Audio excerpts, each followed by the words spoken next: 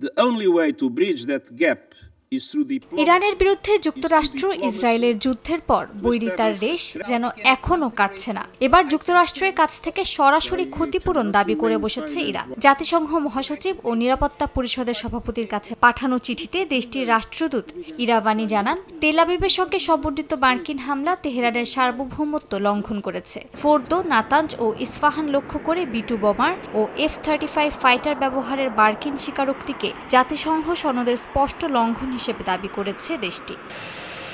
Iravani আরও দাবি করেছেন যে মার্কিন প্রেসিডেন্ট ডোনাল্ড ট্রাম্পের প্রকাশ্য মন্তব্যে যুক্তরাষ্ট্রের অংশগ্রহণ নিশ্চিত হওয়ায় আন্তর্জাতিক মানবাধিকার আইনে অপরাধের দায়ও স্পষ্ট।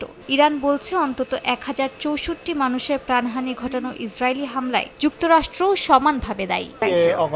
ফ্রান্সের গণমাধ্যমকে দেয়া সাক্ষাৎকারে ইরানের পররাষ্ট্রমন্ত্রী আব্বাস আরাকচি সতর্ক করেছেন যে বোমা বর্ষণের পর ক্ষতিগ্রস্ত পারমাণবিক স্থাপনায় প্রবেশ এখন অত্যন্ত ঝুঁকিপূর্ণ।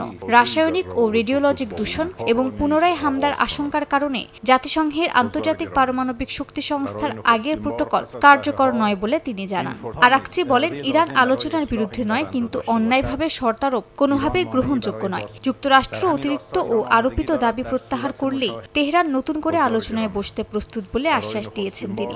হ্যাসেল ফ্রি জীবনের smart companion Walton home and kitchen appliance.